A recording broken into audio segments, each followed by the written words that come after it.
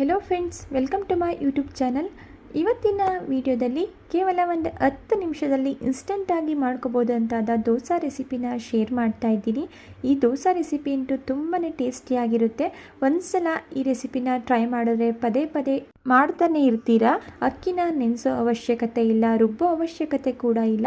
ಇನ್ಸ್ಟೆಂಟಾಗಿ ಒಂದು 10 ನಿಮಿಷದಲ್ಲಿ ತಟ್ಟಂತ ಈ ದೋಸೆನ ರೆಡಿ ಮಾಡ್ಕೋಬೋದು. ಬನ್ನಿ ಯಾವ ರೀತಿ ಮಾಡ್ಕೊಳ್ಳೋದು ಅಂತ ನೋಡೋಣ. ಈ ದೋಸೆನ ರೆಡಿ ಮಾಡ್ಕೊಳ್ಳೋದಕ್ಕೆ ನಾನಿಲ್ಲಿ ಒಂದು ಮಿಕ್ಸರ್ ಜಾರ್ಗೆ 1 ಕಪ್ ಆಗುವಷ್ಟು ರವೆನ ಸೇರಿಸ್ಕೊಳ್ತಾ ಇದ್ದೀನಿ. ದೋಸೆ ಮಾಡಲಿಕ್ಕೆ ಚಿರೋಟಿ ರವೆ ಅಥವಾ ಮೀಡಿಯಮ್ ರವೆ ಯಾವುದಾದ್ರೂ ಸಹ ಸೇರಿಸ್ಕೋಬೋದು. ನಂತರ ಇದಕ್ಕೆ 2 ಟೇಬಲ್ ಸ್ಪೂನ್ ಆಗೋಷ್ಟು ಕಡಲೆ ಹಿಟ್ಟು, 2 ಟೇಬಲ್ ಸ್ಪೂನ್ ಆಗೋಷ್ಟು ನಾನಿಲ್ಲಿ ಮೈದಾನ ಸೇರಿಸ್ಕೊಳ್ತಾ ಇದ್ದೀನಿ. ನೀವಿಲ್ಲಿ ಮೈದಾ ಹಿಟ್ಟಿನ ಬದಲಾಗಿ ಗೋಧಿ ಹಿಟ್ಟನ್ನು ಸಹ ಸೇರಿಸ್ಕೋಬೋದು. ಎಲ್ಲ ಪದಾರ್ಥಗಳನ್ನು ನಾನೀಗ ನೈಸಾಗಿ ಗ್ರೈಂಡ್ ಮಾಡಿ ಪಕ್ಕಕ್ಕೆ ಇಟ್ಕೊಳ್ತಾ ಇದ್ದೀನಿ. ನಂತರ ನಾನಿಲ್ಲಿ 2 ಮೀಡಿಯಮ್ ಸೈಜ್ ಆಲೂಗೆಡ್ಡೆನ ಈ ರೀತಿ ತುರಿದಿಟ್ಕೊಂಡಿದ್ದೀನಿ. ಈಗ ತುರಿದಿಟ್ಕೊಂಡಿರುವಂತಹ ಆಲೂಗೆಡ್ಡೆನ ನಾವು ಆಲ್ರೆಡಿ ಗ್ರೈಂಡ್ ಮಾಡಿ ಇಟ್ಕೊಂಡಿರುವಂತಹ ರವೆ ಮಿಕ್ಸರ್ ಜೊತೆ ಸೇರಿಸ್ಕೊಳ್ತಾ ಇದ್ದೀನಿ. ನಂತರ ಇದಕ್ಕೆ 1 ಟೀ ಸ್ಪೂನ್ ಆಗುವಷ್ಟು ಸಕ್ಕರೆನ ಸೇರಿಸ್ಕೊಂಡು ಇದನ್ನು ರುಬ್ಬಲಿಕ್ಕೆ ಅವಶ್ಯಕತೆ ಇರೋಷ್ಟು ನೀರನ್ನು ಸೇರಿಸಿ ನೈಸಾಗಿ ಇದನ್ನು ಗ್ರೈಂಡ್ ಮಾಡ್ಕೊಳ್ತಾ ಇದ್ದೀನಿ. ಈಗ ಗ್ರೈಂಡ್ ಮಾಡಿ ಇಟ್ಕೊಂಡಿರುವಂತಹ ದೋಸೆ ಬ್ಯಾಟರ್ನ ನಾನಿಲ್ಲಿ ಒಂದು ಬೌಲ್ಗೆ ಟ್ರಾನ್ಸ್ಫರ್ ಮಾಡ್ಕೊಳ್ತಾ ಇದ್ದೀನಿ. ನೀವಿಲ್ಲಿ ನೋಡ್ತಾ ಇರ್ಬೋದು, ಇಷ್ಟು ನೈಸಾಗಿ ನೀವು ದೋಸೆ ಬ್ಯಾಟರ್ನ ಗ್ರೈಂಡ್ ಮಾಡ್ಕೋಬೇಕಾಗುತ್ತೆ. ನೋಡಿ, ಇದಕ್ಕೆ ಸ್ವಲ್ಪ ನೀರನ್ನು ಸೇರಿಸ್ಕೊಳ್ತಾ ಇದ್ದೀನಿ. ಇದ್ರ ಜೊತೆಗೆ ರುಚಿಗೆ ತಕ್ಕಷ್ಟು ಉಪ್ಪು ಹಾಗೆ ಸ್ವಲ್ಪ ಸೋಡನ್ನ ಸೇರಿಸ್ಕೊಳ್ತಾ ಇದ್ದೀನಿ. ಸೋಡಾ ಆಪ್ಷನಲ್, ಬೇಕು ಅಂದರೆ ಸೇರಿಸ್ಕೊಳ್ಳಿ, ಇಲ್ಲಾಂದರೆ ಸ್ಕಿಪ್ ಮಾಡ್ಕೊಳ್ಳಿ. ಈ 2 ಪದಾರ್ಥಗಳನ್ನ ಸೇರಿಸಿದ ನಂತರ ಒಮ್ಮೆ ನೀಟಾಗಿ ಮಿಕ್ಸ್ ಮಾಡಿಕೊಂಡು ಒಂದು 10 ನಿಮಿಷಗಳ ಕಾಲ ಒಂದು ಪ್ಲೇಟನ್ನು ಕ್ಲೋಸ್ ಮಾಡಿ ಇಡ್ತಾ ಇದ್ದೀನಿ.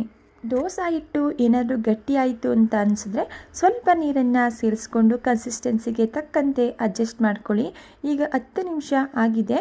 ಇನ್ಸ್ಟೆಂಟಾಗಿ ದೋಸೆನ ಮಾಡ್ಕೊಳ್ಳೋದಕ್ಕೆ ದೋಸೆ ಹಿಟ್ಟು ರೆಡಿ ಆಯಿತು. ಈಗ ನಾನಿಲ್ಲಿ ತವಾನು ಕೂಡ ಬಿಸಿಯಾಗಲಿಕ್ಕೆ ಇಟ್ಟಿದ್ದೆ. ತವಾ ಕೂಡ ಬಿಸಿಯಾಗಿದೆ. ಈಗ ನಾನಿಲ್ಲಿ ದೋಸೆನ ಹಾಕ್ಕೊಳ್ತಾ ಇದ್ದೀನಿ. ನಿಮಗೆ ಎಷ್ಟು ತೆಳುವಾಗಿ ಬೇಕು ಅಷ್ಟು ತೆಳುವಾಗಿ ದೋಸೆನ ಹಾಕೋಬೋದು. ದೋಸೆನ ಹಾಕಿದ ನಂತರ ದೋಸೆಗೆ ಎಣ್ಣೆ, ಬೆಣ್ಣೆ, ತುಪ್ಪ ಯಾವುದಾದ್ರೂ ಸಹ ಹಚ್ಕೋಬೋದು.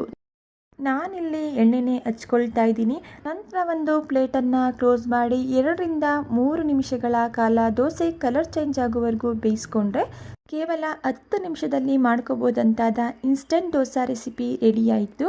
ನೋಡಿ ಎಷ್ಟು ಈಸಿಯಾಗಿ ರಿಮೂವ್ ಆಗುತ್ತೆ ಅಂತ ಹೇಳಿ. ನೀವಿಲ್ಲಿ ನೋಡ್ತಾ ಇರ್ಬೋದು, ದೋಸೆ ಕಲರ್ ಕೂಡ ಎಷ್ಟು ಸೂಪರಾಗಿ ಬಂದಿದೆ ಅಂತ ಹೇಳಿ. ಸೇಮ್ ನಾವು ಮಸಾಲೆ ದೋಸೆನ ಮಾಡ್ತೀವಲ್ವ, ಅದೇ ರೀತಿ ಟೇಸ್ಟ್ ಇರುತ್ತೆ.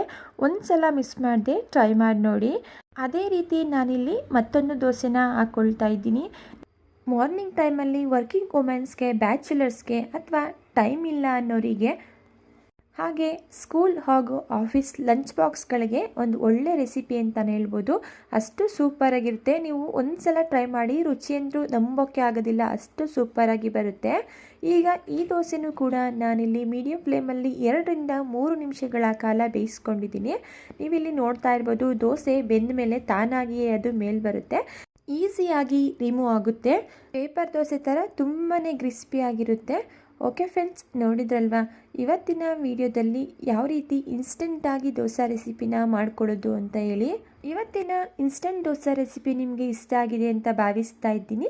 ಇಷ್ಟ ಆಗಿದ್ದರೆ ದಯವಿಟ್ಟು ರೆಸಿಪಿಗೆ ಲೈಕ್ ಮಾಡಿ. ಇದೇ ರೀತಿ ಸಿಂಪಲ್ ಹಾಗೂ ಟೇಸ್ಟಿ ರೆಸಿಪಿಗಳು ನಿಮಗೆ ಬೇಕು ಅಂದರೆ ದಯವಿಟ್ಟು ಚಾನಲ್ನ ಸಬ್ಸ್ಕ್ರೈಬ್ ಮಾಡ್ಕೊಂಡು ನೋಡಿ. Thank you for watching.